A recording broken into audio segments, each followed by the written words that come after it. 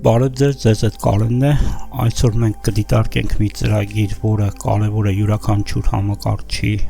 օգտատերի համար, եթե դուք վաղուց չեք ստուգել ձեր համակարգիչի կրիչները եւ ձեր համակարգիչը սկսել է դանդաղել, այս ծրագիրը ունի շատ կարևոր դեր, այս ծրագրի միջոցով մենք կարող ենք ստուգել մեր համակարգչի կրիչները որքանով են գտնվում նորմալ վիճակում, նախապես նշեմ, որպես հուսալի աղբյուր դուք կարող եք ներբեռնել, ես ինքս ներբեռնել եմ այս աղբյուրից, Portable Crystal Disk Info, սա Portable-ի տարբերակն է, որը թույլ է տալիս առանց տեղակայման օգտվել ծրագրից եւ չի թողնում, այսպես ասած, ավելորդ ֆայլեր ձեր համակարգչում եւ այսպես գնացինք։ Այն կարող են գտնել օֆիցիալ կայքում, ես սա ինչ-որ չափ նույնիսկ համարեի օֆիցիալ կայք, եթե ինտերֆեյսը մեզ մոտ կապույտ գույնով է վառվում, կոպիտ ասած, ապա մեզ մոտ կարելի է ասել ամեն ինչ նորմալ է, համեմատական, պետք է հետեւել, որպեսզի այս 5 տողը լինի նորմալ, վերանշանակված սեկտորներին է վերաբերվում, սա առաջի կարևոր ցուցանիշն է։ HDD-ների պարագայում 1C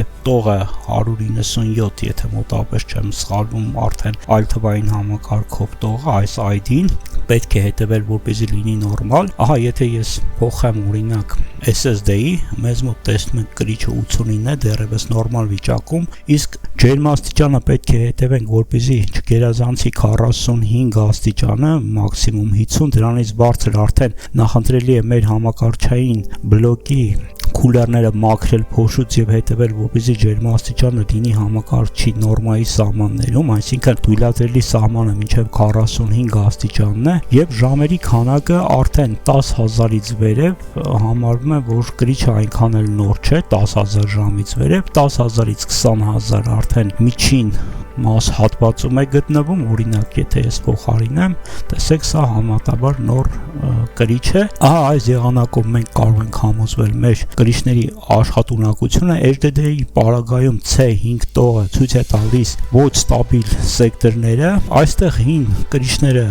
գրնելու դեպքում ահա այս մասին օգտագործված ժամերի քանակին, ինչպես ասացի, կարելի է ուշադրություն դարձնել, որպեսզի համոզվենք մեր կրիչները որքան են օգտագործել եւ ուղղակի նշեմ 30000-ից բարձր արդեն կարելի է ինչ-որ չափով հին համարել, իսկ 50000 ժամից բարձր այնքան էլ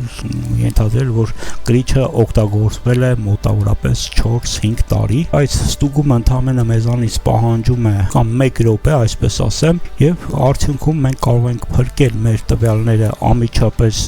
հանկարծակի կորստից։ Խորհուրդ եմ տալիս այս ծրագրից օգտվել յուրաքանչյուր ամիսը 1 անգամ, ահա այսքանը, կարող եք նշել կոմենտներում ձեր կարծիքը, ձեր կրիչների վիճակը, բաժանորդագրվեք իմ ալիքին, կփորձենք շարունակել օպտիմիզացնել մեր համակարգչի կոմպոնենտները միասին։ Ձեզ հետ Կարենն էր, միշտ նոր հանդիպում։